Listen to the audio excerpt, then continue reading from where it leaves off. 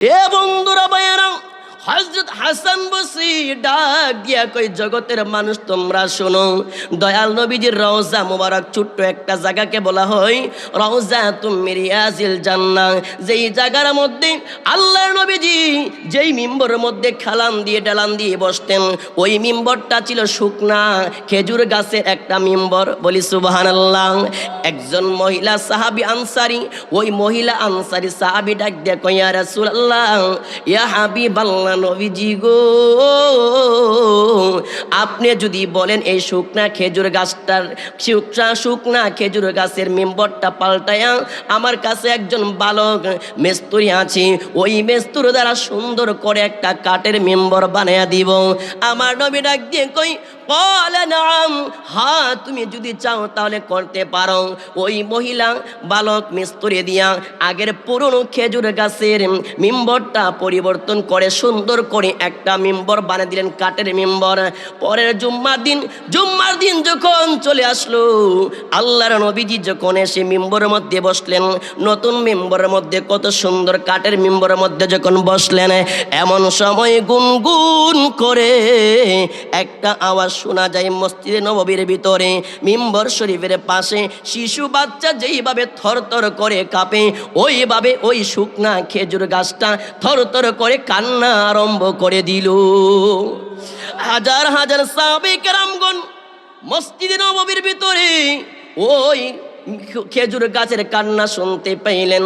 আল্লাহর নবীজি দরদি নবী, গুনাহগার উম্মতের কান্নারে মায়ার নবীজি মিম্বর শরীফের মধ্যে বসতে পারলেন না, বসে থাকতে পারলেন না।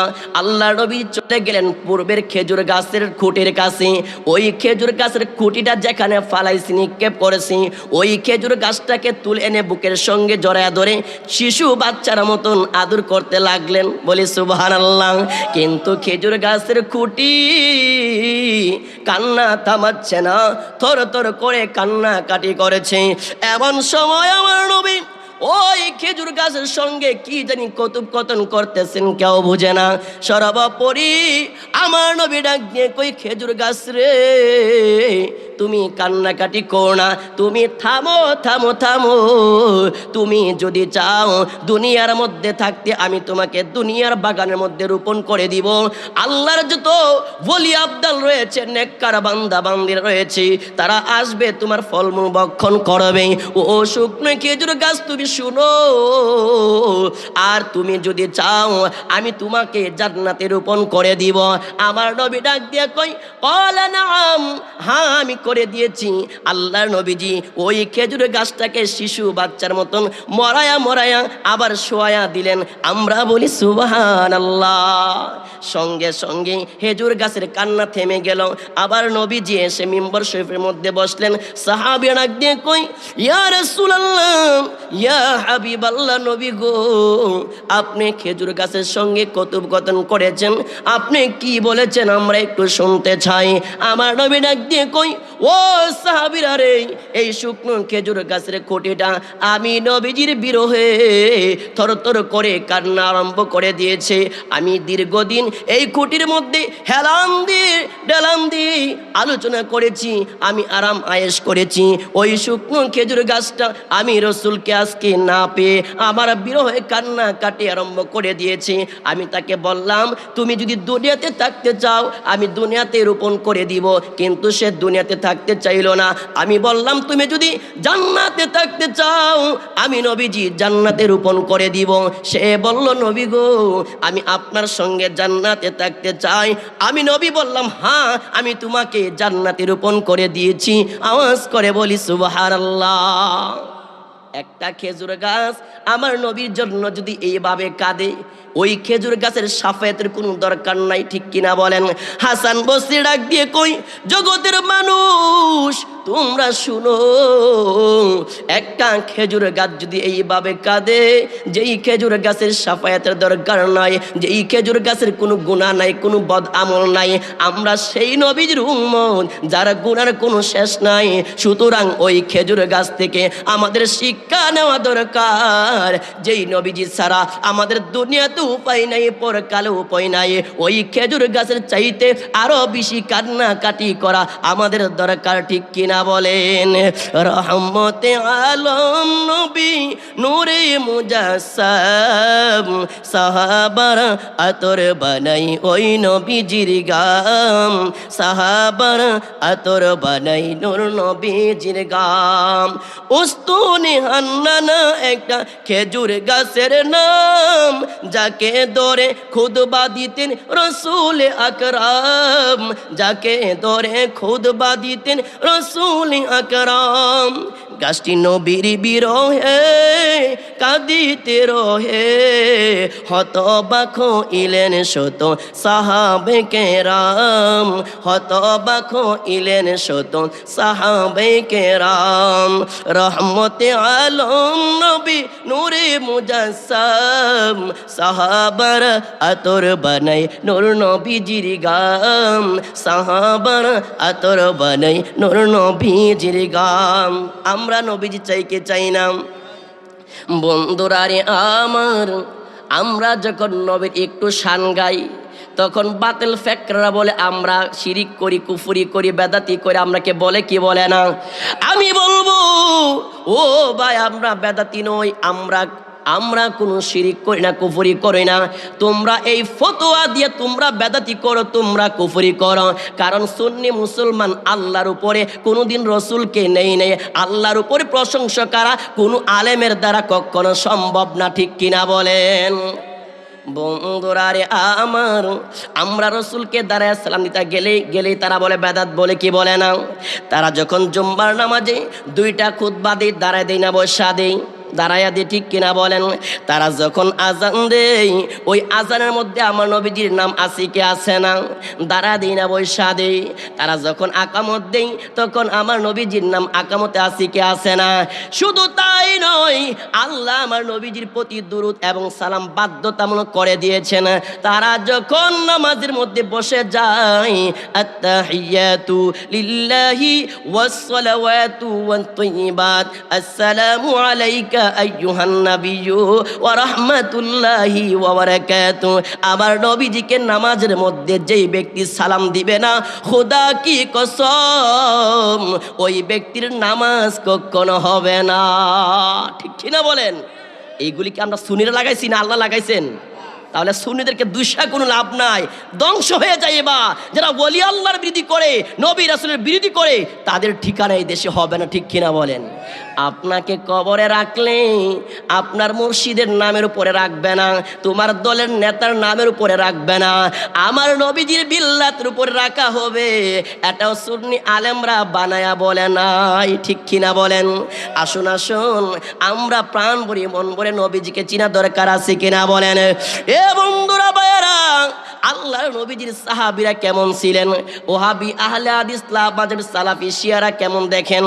আল্লাহর নবীজির একজন সাহাবী যিনি 120 বছর হায়াত পেয়েছেন। আল্লাহর নবীর সাহাবী 120 বছর হায়াত পেয়েছেন। অবাক করার বিষয় হচ্ছে সেটা, তার জীবনে 80 জনের উপরে জানাজা পড়েছেন, কিন্তু তার দাড়িগুলি সাদা হয় নাই, তার চুলগুলি সাদা হয় নাই, চেহারাগুলো 17 থেকে 18 বছর যুবকের মতন। আমরা বলি সুবহানাল্লাহ।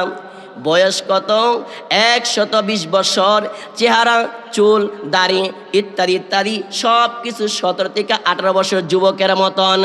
সাহাবে কেরামগণ আল্লাহর নবীজির ওই সাহাবীকে বারবার প্রশ্ন করেছেন, ও ভাই, তোমার কাছে জানতে চাই, 120 বছর হয়ে গেল, তোমার এখনো চুল দাড়ি সাদা হয় নাই, এখনো চেহারার তোমার মলিনটা পরিবর্তন হয় নাই, লাবণ্য তোমার নষ্ট হয় নাই, জানতে চাই। আল্লাহর নবীজির সাহাবীর 120 বছর হয়ে গেল, কোনোদিন কারো কাছে হাকিকত বলে নাই। যখন সে ইন্তিকাল করবে, মালাকুল মাউত চলে আসলো। আল্লাহর নবীজির সাহাবী অন্যান্য সাহাবে কেরামদেরকে ডাক দিলেন, ডাক দিয়ে কই ও নবীর সাহাবীরা রে, তোমরা শুনো, আমাকে বারবার প্রশ্ন করা হয়েছে, আমাকে বারবার জিজ্ঞেস করা হয়েছে আমার কেন চুল দাড়ি সাদা হয় নাই, আমার কেন চেহারা এত সৌন্দর্য লাভবান কেন নষ্ট হয় নাই। তোমরা শুনো, আমি ইন্তিকাল করব, যদি উত্তরটা না দেওয়া যায় উত্তরটা থেকে যাবে, উত্তরটা দিয়ে যাওয়া দরকার। ও আমার ভাইয়ারা, তোমরা মনোযোগ দিয়ে শুনো, আজকে থেকে 100 বছর পূর্বে আমার যখন 17 কিংবা 18 বছর ছিল, আমি রহমতের নবীর দরবারে আজিজি হইয়া তাকওয়াবান হইয়া রহমতের নবীজির দরবারে আদবের সঙ্গে আমি গিয়া দাঁড়াইয়াছিলাম। আল্লাহর নবীজি আমার আদব দেখে বড় পছন্দ করলেন, আমাকে বড় মোহাব্বত করলেন। আল্লাহর নবীজি, বায়ার নবীজি বড় মোহাব্বত করে আমাকে ডাক দিয়ে কাছে নিয়ে বসালেন এবং আল্লাহর নবীজির নুরানি হাত মোবারক দ্বারা আবার মাথাটুকু মুছে দিলেন, চুলদারি মুছে দিলেন, আবার চেহারা মোবারক মুছে দিলেন। আল্লাহর কসম হ্যাঁ বলছি, ওই দিন আমার চেহারা যেমন ছিল, ওই দিন আমার চুলদারি যেমন ছিল, আজকে 120 বছর হয়েছে, আমার চুলদারি ওই 17 বছরের যুবকের মতন রয়ে গেছে। নবী সিনা দরকার আছে কিনা বলেন? ওই সাহাবী ডাক দিয়ে কই, আমার চুলদারি পাকবে কেন আর আমার চুলদারি যুবকের মতন থাকবেই না কেন? রহমতের নবীর হাতের ছোঁয়া লাগলে এমনই হয়ে যায়, ঠিক কিনা বলেন? এ বন্ধুরা ভাইরা, সবাই জানেন অনেক ঘটনা, সেইগুলি বলতে পারবো না। কিতাবুশ শিফা শরীফের মধ্যে রয়েছে, আল্লাহর নবী যদি কারো হাতে মুসাফা করতেন, যদি সকালবেলা কারো হাতে মুসাফা করতেন, সন্ধ্যা পর্যন্ত ওই হাতের মধ্যে মেশকে আম্বরের ঘ্রাণ বের হতেন। কিতাবুশ শিফা শরীফের মধ্যে রয়েছেন, যদি কোনো ব্যক্তির হাত মাথার মধ্যে আল্লাহর নবী যে হাত বুলাইয়া দিতেন, আগামীকাল পরের দিন সকাল পর্যন্ত ওই মাথা দিয়া মেশকে আম্বরের ঘ্রাণ বের হইতেন। কোনো ব্যক্তির সঙ্গে রাত্রে যদি মুসাফা করতেন, পরের দিন সকাল পর্যন্ত এই হাতের মধ্যে মেশকে আম্বর ঘ্রাণ বের হইতেন। বলি সুবহানাল্লাহ। এ বন্ধুরা ভাইরা, আল্লাহর নবীজিকে চিনো, নবী ছাড়া কোনো উপায় নাই। আল্লাহর নবীজির সাহাবীদেরকে নিয়ে আল্লাহর নবী সফরে গেলেন। যখন খাবারের সময় হইল, সাহাবে কেরামগণ পানি জিহ্বায় লাগে দেখে এত লবণাক্ত পানি, যেই পানি পান করা সম্ভব নয়। আমার নবীজিকে বিষয়টা জানানো হলো। নবী ডাক দিয়ে কই, 1 গ্লাস পানি নিয়ে আসো। আমার নবীজি ওই গ্লাসের মধ্যে থুতু মুবারক নিক্ষেপ করে দিলেন। বলি সুবহানাল্লাহ। আপনারা বলেন, আপনার গ্লাসের মধ্যে আমি থুতু দিলে পানি খাবেন না ফালাইয়া দিবেন? আমার নবী যখন ওই গ্লাসের মধ্যে থুতু মুবারক দিলেন, সাহাবে কেরামগণ কসম হায়া ফরমান, আল্লাহর কসম, ওই গ্লাসের পানিটা মধুর চাইতে মিষ্টি, দুধের চাইতে সাদা হয়ে গেল। ওই পানিটা বাকি পানির সঙ্গে মিশায়া আমরা বরকতের পানি মনে করে আমরা পান করেছি। নবীকে চিনা দরকার আছে কিনা বলেন? বন্ধুরা রে আমার, একদিন আবু জাহেল ডাক দিয়া কই, আবু জাহেল কতগুলো তার দল বল বাহিনীকে নিয়ে আমার নবীজির দরবারে হাজিরে। ডাক দিয়া কই, ও মুহাম্মদ, আমার নবীজিকে বাতিজা কইয়া ডাকতো, নাম বলে ডাকতো, আমরা বলি নাউজুবিল্লাহ। আবু জাহেল ডাক দিয়া কই, ও মুহাম্মদ, তুমি তো অনেক জাদু জানো। কই নাউজুবিল্লাহ। জাদু করা হারাম, ঠিক কিনা বলেন? আবু জাহেল তার কতগুলো লিডারদেরকে নিয়ে গেলেন দয়াল নবীজির দরবারে। ডাক দিয়ে, ও মুহাম্মদ, তুমি তো বড়ই জাদুঘর, কিন্তু আজকে তোমার কাছে একটা জাদু দেখবো। তুমি যদি একটা মুজিজা দেখাইতে পারো, আমরা এখানে যারা আছি সবাই কলিমা পড়ে মুসলমান হয়ে যাব। বলি সুবহানাল্লাহ। নবী ডাক দিয়ে কই, চাচা আবু জাহেল, আপনি কি মুজিজা আমার কাছ থেকে দেখতে চান? আবু জাহেল ডাক দিয়ে কই, আমার হাতের মধ্যে কতগুলো পাথর আছে, এই পাথরগুলো যদি তোমার কথা মতে কলিমা পড়ে, আমরা এখানে যারা আছি সবাই কলিমা পড়ে মুসলমান হয়ে যাব। আপনারা বলেন, আমার নবীজির কথা মতে পাথর কলিমা পড়বে কি পড়বে না? আমার নবী ডাক দিয়ে কই, ও চাচা আবু জাহেল, আপনি সত্য করে কমেন্ট করেন, এই পাথরগুলো যদি কলিমা পড়ে আপনারা মুসলমান হইবেন কিনা? নবীর কথার সঙ্গে তারা কমেন্ট করলেন, হ্যাঁ আমরা কসম করেছি, সত্য বলেছি, এই পাথরগুলো যদি কলিমা পড়ে আজকে আর বিরত থাকবো না, আজকে অবশ্যই কলিমা পড়ে আমরা মুসলমান হয়ে যাব। আমার নবী ডাক দিয়ে কয়, আল্লাহ গো, ও আল্লাহ, এই পাথর আল্লাহর হুকুমে এই মুহূর্তে তুমি কলিমা তাদেরকে পড়ে শোনায়া দাও। সঙ্গে সঙ্গে পাথরের জবান আল্লাহ খুলে দিলেন। পাথর উচ্চ কণ্ঠে ডাক দিয়ে কইলা, ইলাহা ইল্লাল্লাহু মুহাম্মাদুর রাসূলুল্লাহ সাল্লাল্লাহু আলাইহি ওয়াসাল্লাম। আবু জাহেলের মাথার মধ্যে ঠসকা লেগে গেল। আবু জাহেল ডাক দিয়ে কই, বাবা রে বাবা, মুহাম্মদ তো কম জাদু জানে না। আমরা কই নাউজুবিল্লাহ। আমার নবীজি কি জাদু করেছেন? কখনো জাদু করে নাই। এই ক্ষমতা দিয়েছেন কে? বন্ধুরা রে আমার, আবু জাহেলের কপালের মধ্যে হেদায়েত নাই, এই জন্য তার কলিমা জুটে না, ঠিক কিনা বলেন? আজকে 1450 বছর হয়ে গেল, জান্নাতুল ফিরদাউসের টুকরা নূর নবীজি মদিনায় শুয়ে শুয়ে আমাদের জন্য উম্মতি উম্মতি বলে কাঁদছেন। এখনো শত শত জায়গার মধ্যে বিদরবীরা কলিমা পড়ে মুসলমান হচ্ছে, ঠিক কিনা বলেন? আবু জাহেলের আরেকটা কথা, একদিন গভীর পূর্ণিমা চাঁদের মধ্যে যেই ঘটনাটা আপনারা জানেন এবং শুনেছেন, পূর্ণিমা রজনীর মধ্যে আবু জাহেল নবীজির বাড়ির মধ্যে হাজির, পাহাড়ের গর্তের নিচে।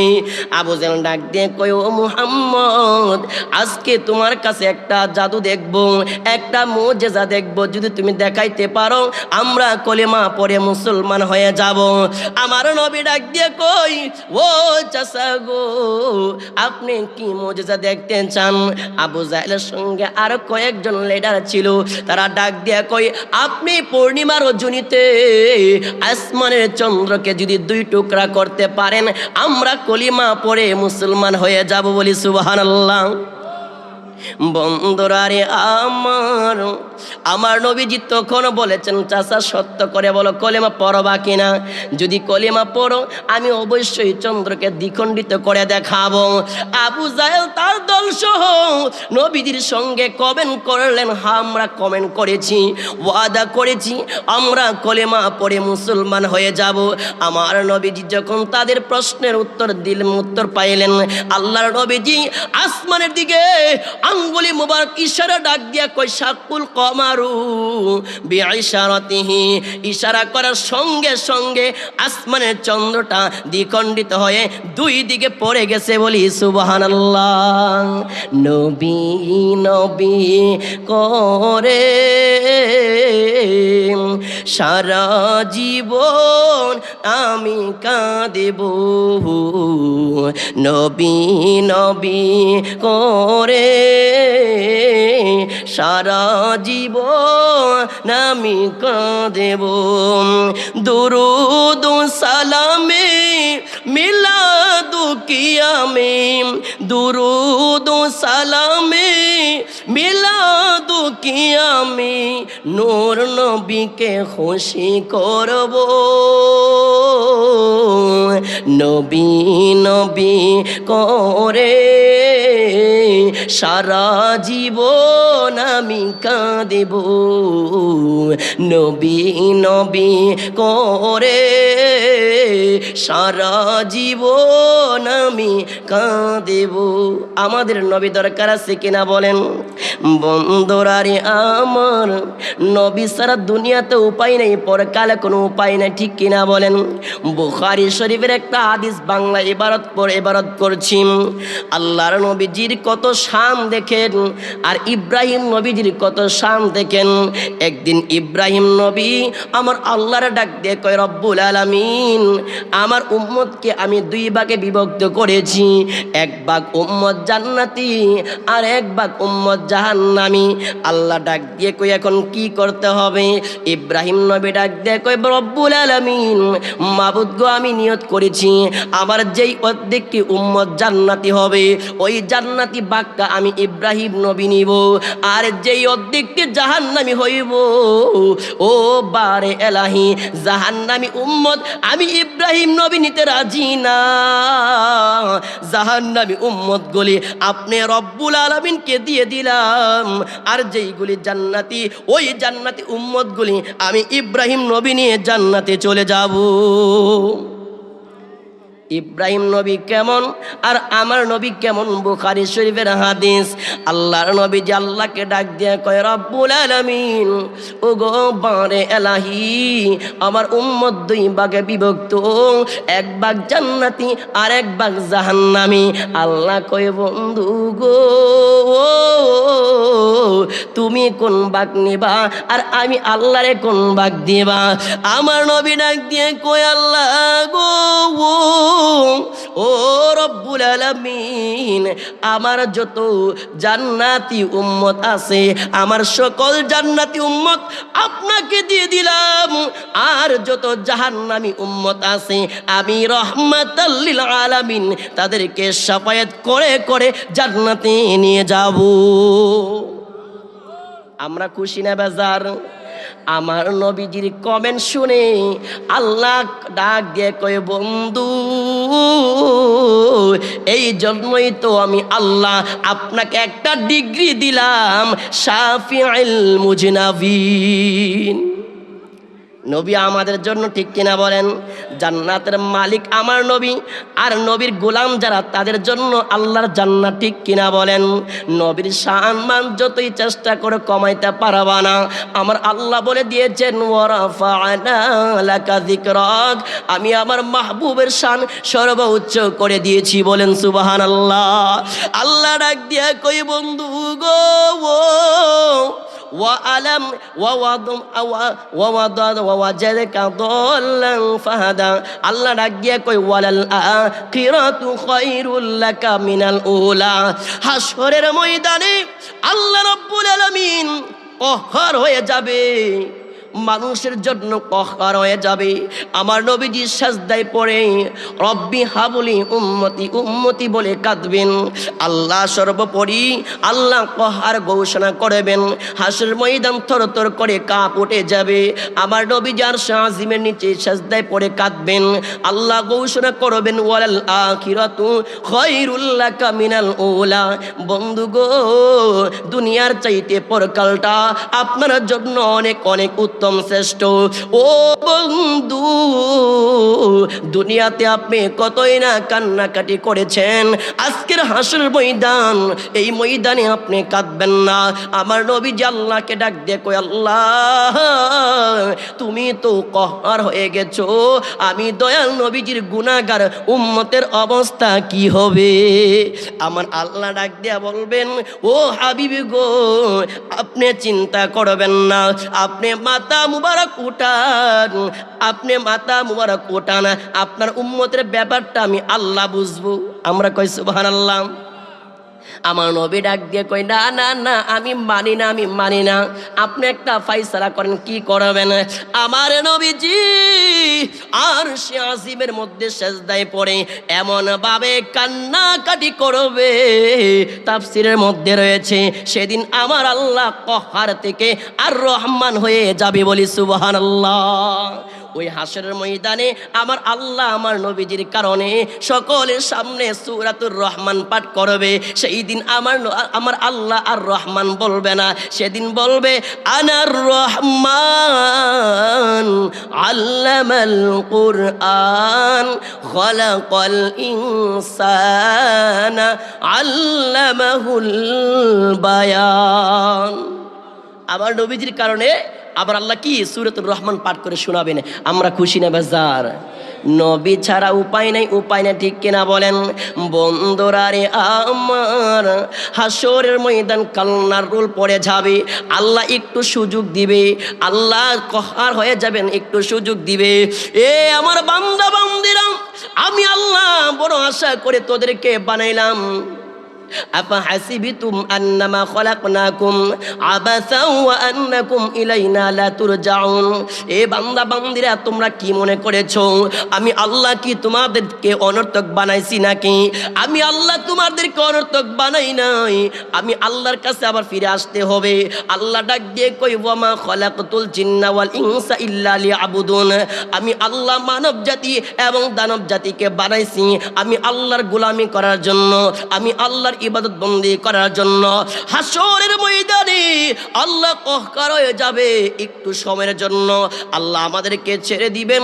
আল্লাহ বলবে, যা যা যা বান্দা বান্দিরা যা, আজকের হাসরের ময়দানে দেখ দেখ দেখ তোর কোনো বন্ধু বান্ধব পাস কিনা। বলি সুবহানাল্লাহ। আল্লাহ আগে কোরআনে ঘোষণা করেছেন, ইয়া আইয়ুহাল্লাযীনা আমানু আনফিকু মিম্মা রাযাকনাকুম মিন ক্বাবলি আন ইয়াতিয়া ইয়াউমুন লা বাইউন ফীহি ওয়ালা খুল্লাতুন ওয়ালা শাফাআ ওয়াল কাফিরুনা হুমুজ জালিমুন। এই আয়াতের মধ্যে আল্লাহ ডাক দিয়ে কই, হে ঈমানদারেরা, বিশ্বাসীরা রে, মিন ক্বাবলি আন ইয়াতিয়া ইয়াউমুন লা, সেই দিন আসার পূর্বে আমি আল্লাহর রাস্তায় তোমার দেওয়া, আমি আল্লাহর দেওয়া রিজিক থেকে ব্যয় করো। বাইউন ফীহি ওয়ালা খুল্লাতুন শিফা, সেই দিন আসার আগে তোমরা নেক আমল করো, যেই দিন কোনো বেচা কিনা চলবে না, যেই দিন কারো কোনো শাফায়াত কাজে লাগবে না। ওয়াল কাফিরুনা হুমুজ জালিমুন, নিশ্চয়ই কাফেররা হচ্ছে জালেম। ঠিক কিনা বলেন? সেই দিন কোনো শাফায়াত কাজে লাগবে না, শাফায়াত কাজে লাগবে পরে, শাফায়াত কাজে লাগবে পরে, আমার নবীজি করার পরে। এর আগে আল্লাহ কতক্ষণ কহার হয়ে থাকবে। আল্লাহ ডাক দিয়া কই, ইয়াউমা ইয়াফিরুল মারউ মিন আখিহি ওয়া উম্মিহি ওয়া আবিহি ওয়া সাহিবাতিহি ওয়া বানি লিকুল্লি ইমরিইম মিনহুম ইয়াউমা ইযিন শাআনুন ইউগনি। এই আয়াতের মধ্যে আমার আল্লাহ ডাক দিয়া কই, ইয়াউমা ইয়াফিরুল মারউ মিন আখি, সেই দিন মানুষ তার ভাই থেকে পলায়ন করবে। ইয়াউমা ইয়াফিরুল মারউ মিন আখি, সেই দিন মানুষ তার ভাই থেকে পলায়ন করবে। ওয়া উম্মিহি ওয়া আবি, তার মা এবং তার বাবা থেকে পলায়ন করবে। ওয়া সাহিবাতিহি ওয়া বানি, এত মহব্বতের স্ত্রী এবং ধন সম্পদ থেকেও মানুষ পলায়ন করবে।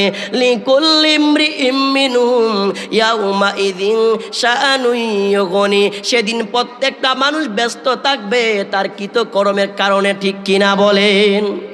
আল্লাহ রাব্বুল আলামিন হাদিস কোরআনের মধ্যে ফরমান, কুল ইন্নাল মাউতাল্লাযী তাফিররুনা মিনহু ফাইন্নাহু মুলাকীকুম সুম্মা তুরাদ্দুনা ইলা আলিমিল গায়বি ওয়াশ শাহাদাতি ফায়ুনাব্বিউকুম বিমা কুনতুম তা'মালুন।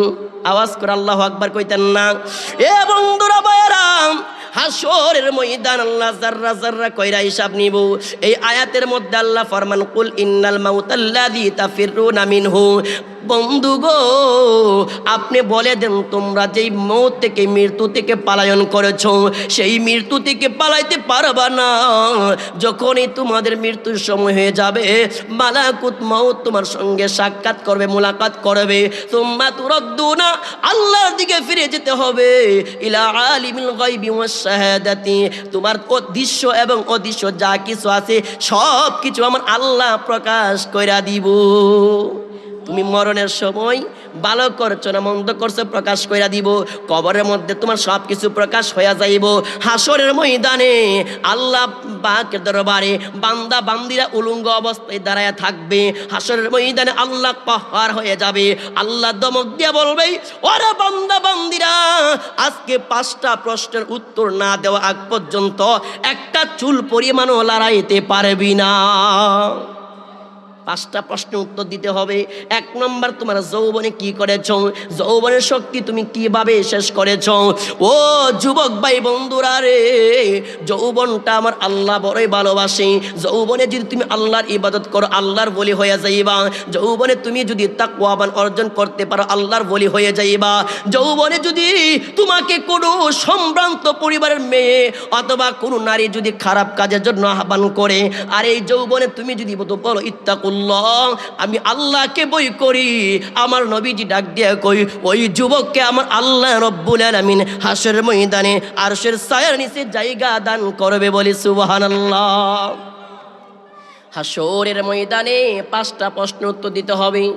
1 নম্বর, যৌবনে কি করেছো, যৌবনটা তুমি কেমনে কাটাইছো। 2 নম্বর, তুমি কিভাবে অর্থ সম্পদ উপার্জন করেছো। 3 নম্বর, অর্থ সম্পদ তুমি কিভাবে ব্যয় করেছো। 4 নম্বর, তোমাকে যে জ্ঞান দান করা হয়েছে সেইভাবে তুমি চলাফেরা করছো কিনা। 5ম নম্বর, তোমাকে প্রশ্ন করা হবে তোমার জিন্দেগিটা তুমি কিভাবে ব্যয় করেছো। এই 5টা প্রশ্নের উত্তর না দেওয়ার আগ পর্যন্ত আপনি আমি একটা পাও লাড়তে পারবো না। আমরা বলি সুবহানাল্লাহ। আমার নবী ডাক দিয়ে কয় আল্লাহুম্মা হাসিবনি হিসাবান ইয়াসীরা, মাবুদ গো আমাদের হিসাব তুমি সহজ করে দাও। মা আয়েশা সিদ্দিকা রাদিয়াল্লাহু তাআলা আনহা ডাক দিয়ে কয় ইয়া রাসূলুল্লাহ সহজ হিসাব আবার কোনটা। আমার নবী ডাক দিয়ে কয় ও আয়েশা গো সহজ হিসাব হচ্ছে সেটা আল্লাহ রাব্বুল আলামিন যার আমল নামার দিকে তাকায় ক্ষমা করে দিব। আর আল্লাহ যদি কারো হিসাব নেই কোনো ব্যক্তি জান্নাতে যাইতে পারবে না। ঠিক কিনা বলেন? আল্লাহ ডাক দিয়ে কই ফামাইয়ামাল মিসকালা যাররাতিন খায়রান ইয়ারা ওয়া মাইয়ামাল মিসকালা যাররাতিন শাররান ইয়ারা। ওই হাসরের ময়দানে আমার আল্লাহ বান্দারা প্রত্যেকটা ভালো ভালো কাজ জাররা জাররা কইরা হিসাব নিব এবং তার প্রতিদান দান করবেন। এবং যে ব্যক্তি খারাপ করেছে ওই খারাপ কাজটাও আমার আল্লাহ জাররা জাররা কইরা হিসাব নিব এবং তার খারাপের প্রতিদান দিবে। আমার নবী ডাক দিয়া কই যদি কোনো বান্দার আমল নামার দিকে আল্লাহ নজর দেয় হিসাব নিতে চায় ওই ব্যক্তির হিসাবটা শক্ত হয়ে যাইব। আল্লাহ যার হিসাব নিব সে কোনোদিন নাজাত পাবে না। আর আল্লাহ যার প্রতি রহমত দান করব মায়ার নজরে তাকাইব ওই ব্যক্তিটার জন্য ক্ষমা হয়ে যাবে, ওই ব্যক্তিটা জান্নাতবাসী হয়ে যাবে বলি সুবহানাল্লাহ। আল্লাহুম্মা সাল্লিম সাইয়্যিদিনা মুহাম্মাদ আল্লাহুম্মা সাল্লিম সাইয়্যিদিনা মোরে নাবিয়ানা মাওলানা মাদ আল্লাহুম্মা সাল্লিম সাইয়্যিদিনা আল্লাহুম্মা সাল্লি ওয়া সাল্লিম ওয়া বারিক আলাইহি। নবীর দরকার আছে কিনা বলেন? আমরা মিলাতে দাঁড়ায় কিয়াম দিলে বলে বেদাত, জশ্নে জুলুস করলে বলো বেদাত, মাজার জিয়ারত করলে কয় বেদাত, কই কি কই কে কয় না। আমি বলবো বাইরে ভাই বেদাত বেদাত করে আর ফতোয়া দিস না। আবার নিজে কিছু তাকায়া দেখ রসুলের শানে যা কিছু করা হয় সবগুলি হচ্ছে উত্তম ইবাদত। ঠিক কিনা বলেন? আব্দুল হক মুহাদ্দিস দেহলভী রাহিমাহুল্লাহ তাআলা আনহু ওনার কিতাবুল আকবারুল আখিয়ার কিতাবের 624 পৃষ্ঠার মধ্যে তিনি মুনাজাতের মধ্যে ডাকেন আব্দুল হক মুহাদ্দিস দেহলভী, তিনি উপমহাদেশের মধ্যে বিজ্ঞ আলেম বড় মুহাদ্দিস। তিনি ওনার কিতাব আকবারুল আখিয়ার 624 পৃষ্ঠার মধ্যে মুনাজাত করতেছেন, ও আল্লাহ আল্লাহ আল্লাহ বারে এলাহি, জীবনে অনেক নামাজ পড়েছি, অনেক রোজা রেখেছি, অনেক ইবাদত করেছি, প্রত্যেকটা ইবাদতের মধ্যে বেজাল আছে কি আছে না? নামাজে দাঁড়াইলে আমাদেরকে শয়তানে ওয়াসওয়াসা দেয় কি দেয় না? আমরা রোজা রাখলে রোজা রেখে তো অনেক সময় খারাপ কোনো কিছু কইরা ফেলি। ঠিক কিনা বলেন? আল্লাহর বলি আব্দুল হক মুহাদ্দিস দেহলভী আমার আল্লাহকে ডাক দিয়ে কই রব্বুল আলামিন, জীবনে যত নেক আমল করেছি সকল নেক আমলের মধ্যে বেজাল আছে পেস্ট লাগিয়া গেছে।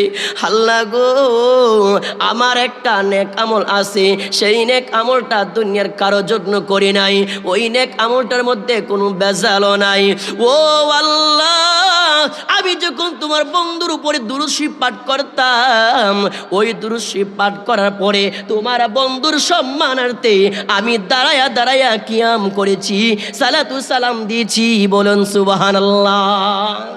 আব্দুল হক মুহাদ্দিস দেহলভী ওনার কিতাবুল আকবারুল আকিয়ার মধ্যে এই কথা বলতেছেন, আল্লাহ জীবনে যত নেক আমল করেছি গো, সবগুলির মধ্যে বেজাল। মিলাদ পড়েছি, দুরূদ পড়েছি, ওই দুরূদের মধ্যে দাঁড়ায় দাঁড়ায় কিয়াম করেছি। আল্লাহ গো, জীবনে যদি কোনো নেক আমল কবুল না হয়, আমার যদি নামাজ কবুল না হয়, আমার যদি রোজা কবুল না হয়, আমার যদি হজ যাকাত কবুল না হয়, ও আল্লাহ, মিলাদ এবং কিয়াম এমন একটা ইবাদত কোনোদিন বৃথা যাইতে পারে না, কোনোদিন বৃথা যাইতে পারে না, কোনোদিন বৃথা যাইতে পারে না। তোমার বন্ধুর শানে আমি এই ইবাদতটা করেছি। মিলাদ এবং কিয়ামের সদগায়ে আমি আব্দুল হক মুহাদ্দিস দেহলভীকে তুমি মাফ করে দাও। হে রাসূল, তোমায় ভালোবাসি অন্তরে শুধু, মুখে নয়, জান্নাতের আশায় নয়। হে রাসূল, জাহান্নাম কেউ ডরি নাই। ঠিক কিনা বলেন? নবী চাই কি চাই না? তোমায় পাওয়া আশায় মন ছুটে যায় মদিনায়, তোমায় পাওয়া আশায় মন ছুটে যায় মদিনায়। এ আশিকে দিদার দাও না, আরে দূরে থাইকো না। এ আশিকে দিদার দাও না, আরে দূরে থাইকো না। হে রাসূল, তোমায় ভালোবাসি অন্তরে শুধু, মুখে নয়, জান্নাতের আশায় নয়। হে রাসূল, জাহান্নাম কেউ ডরি নাই, জান্নাতের আশায় নয়। হে রাসূল, জাহান্নাম কেউ ডরি নাই। ঠিক কিনা বলেন? নবী চাই কি চাই না? নবী যদি না পাই জান্নাত লাগবে না। ঠিক কিনা বলেন? নবী যদি না পাই জাহান্নাম দিলে কোনো কিছু করার নাই। ঠিক কিনা বলেন? এ বন্ধুরা ভাইয়েরা, উপমহাদেশের মধ্যে একজন আশিকে রাসূল, ইমামে আহলে সুন্নাত আলা হযরত ফাজিল বেরলভী রাহমাতুল্লাহি আলাইহি, তিনি ফরমান, ও মদিনার নবী গো, ও গো কামলে ওয়ালার নবী, আমি আলা হযরত আপনাকে দেখি নাই। ও আলা হযরত, আমি আলা হযরত বলতেছি, আপনাকে তো আমি দেখি নাই। ও গো মায়ার নবীজি, আপনি কত সুন্দর, এটা বলে শেষ করা সম্ভব নয়। আপনার গুণগান আমি আলা হযরত ফাজিল বেরলভী কি বলবো? ও গো মায়ার নবীজি, আমি এতটুকু স্বীকৃতি দিতে পারছি, আমি এতটুকু স্বীকৃতি দিচ্ছি।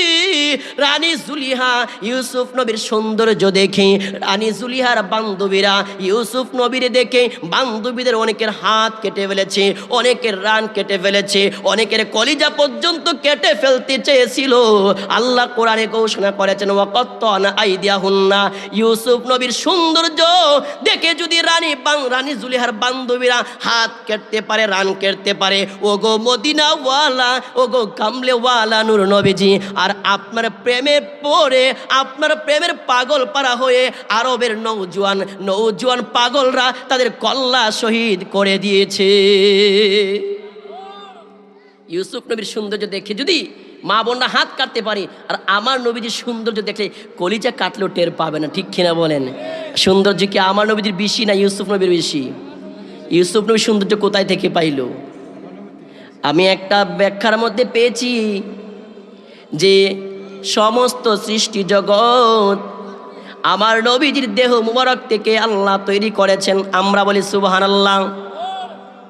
আমার আল্লাহ ডাক দিয়ে ফরমান, মুমিনের জানের চাইতেও আরো বেশি নিকটে আমার দয়াল নবী, বলি সুবহানাল্লাহ। আহলুস সুন্নাত ওয়াল জামাতের আকীদা, কুল কায়নাতের প্রাণ হচ্ছে দয়াল নবীজি, রূহ মুবারক হচ্ছে দয়াল নবীজি। আমরা বলি সুবহানাল্লাহ। আমাদের রূহ, আমাদের কলিজা, আমাদের ঈমান, আমাদের জান, আমাদের প্রাণ সব কিছু আমার দয়াল নবীজি, ঠিক কিনা বলেন? আমার নবী আমার ঈমান, আমার নবী আমার জান, আমার নবী আমার সব, ঠিক কিনা বলেন? বন্ধুরা রে আমার নবীজির দেহ মুবারক থেকে আল্লাহ সব কিছু বানাইলেন। এই জন্য আমরা সুন্নি মুসলমানরা বলি আমাদের নবী হচ্ছে সব। হযরত উম্মে সালমা রাদিয়াল্লাহু তাআলা আনহা ফরমান, কাজী আয়া শরীফের মধ্যে এই ঘটনা রয়েছেন। উম্মে সালমা রাদিয়াল্লাহু তাআলা আনহা ফরমান, এই পৃথিবীর মধ্যে আল্লাহ রাব্বুল আলামিন শুধুমাত্র একজনকে দীর্ঘ হায়াত দান করা হয়েছে। বিদায় হজের ভাষণের শেষ পর্যায়ে আমার নবীজি ডাক দিয়ে কই, ও সাহাবীরা তোমরা শুনো, আল্লাহ রাব্বুল আলামিন তার এক মাহবুব বান্দাকে দুইটা জিনিসের এখতিয়ার দিয়েছেন। এক নম্বর হচ্ছে তিনি যদি চায় দুনিয়ার বুকে অনন্তকাল থাকতে পারবে, আল্লাহ নিয়ামত ভোগ করতে পারবে। আরেকটা কন্ডিশন হচ্ছে তিনি যদি চায় আল্লাহর কাছে চলে যাবে, জান্নাতে চলে যাবে, আরশে আজিমে গিয়ে আল্লাহর দরবারে আল্লাহর নিয়ামত ভোগ করতে পারবে। ও আমার লক্ষাধিক সাহাবী কেরামগণ, তোমরা শুনো, তবে আল্লাহর ওই মাহবুব দ্বিতীয় অপশনটি গ্রহণ করেছে, অর্থাৎ সে দুনিয়ার বুকে থাকতে চাই না, সে আল্লাহর সঙ্গে মুলাকাত করতে চায়, বলি সুবহানাল্লাহ। উম্মে সালমা রাদিয়াল্লাহু তাআলা আনহা ফরমান, এই পৃথিবীর মধ্যে একমাত্র আমার দয়াল নবীজিকে আল্লাহ পাক দীর্ঘ হায়াত দান করেছেন। আল্লাহর নবীজি চাইলে অনন্তকাল থাকতে পারবেন। এই জন্য কিতাবুশ শিফা শরীফে বাবুল দেহ মুবারক অধ্যায়ের মধ্যে কাজী আয়াস রাহমাতুল্লাহ আলাইহি বর্ণনা করেন, এই পৃথিবীর মধ্যে যা কিছু আছে সব কিছু মৌতের অধীনে, আর মৌত হচ্ছে আমার দয়াল নবীজির অধীনে। এই পৃথিবীর মধ্যে সব দয়াল মৌতের অধীনে। কোনো নবী রাসূল কাছে গিয়ে জিব্রাইল মালাকুল মৌত এসে সময় চান নাই, কোনো নবী রাসূলের কাছে গিয়ে বলে নাই যে আপনার রূহ মুবারক নেওয়ার জন্য এসেছি, আপনি প্রস্তুত কিনা, আপনি আমাকে সময় দেন। কিন্তু আমার নবীজির কাছে এসে আল্লাহ জিব্রাইলকে মালাকুল মৌতকে বলেছেন আদবের সঙ্গে দাঁড়ায় থাকবা, আমার বন্ধুর অনুমতি নিবা, বন্ধু অনুমতি দিলে রূহ মুবারক নিয়ে আসবা, আর বন্ধু যদি অনুমতি না দেয় সোজা চলে আসবা। বলেন সুবহানাল্লাহ। বন্ধুরা রে আমার, কাজী আয়াস রাহমাতুল্লাহি আলাইহি উনার কিতাবুশ শিফা শরীফের মধ্যে দেহ মুবারক বৈশিষ্ট্যদের মধ্যে এই আলোচনা করেন, মালাকুল মউত এসে আমার দয়াল নবীজির দরবারে আদবের সঙ্গে দাঁড়ায় রয়েছেন এবং সালাম দিয়েছেন, আল্লাহর সালামটুকু পৌঁছাইছেন এবং জিজ্ঞেস করেছেন, ওগো মায়ের নবী, আল্লাহ তাআলা আমাকে বলেছেন আপনি অনুমতি দিলে আপনার রূহ মুবারক নিয়ে যাইব, আর অনুমতি না দিলে চলে যাইব। এই জন্য কিতাবুশ শরীফের মধ্যে রয়েছেন কুল কায়নাত সব কিছু মালাকুল মউতের অধীনে, আর আমার দয়াল নবীজির অধীনে হচ্ছে মালাকুল মউত, বলি সুবহানাল্লাহ। আমার নবীজির সাথে কারো কোনো ত্রুটি হইতে পারে না, ঠিক কিনা বলেন? আমার নবীজি বেমিসাল বেনজির, আমার নবীজির আগমন এটাও রহমত, এটাও কল্যাণ। আমার নবীজি পর্দা করেছেন, এটাও আমাদের রহমত বরকত। আমরা বলি সুবহানাল্লাহ।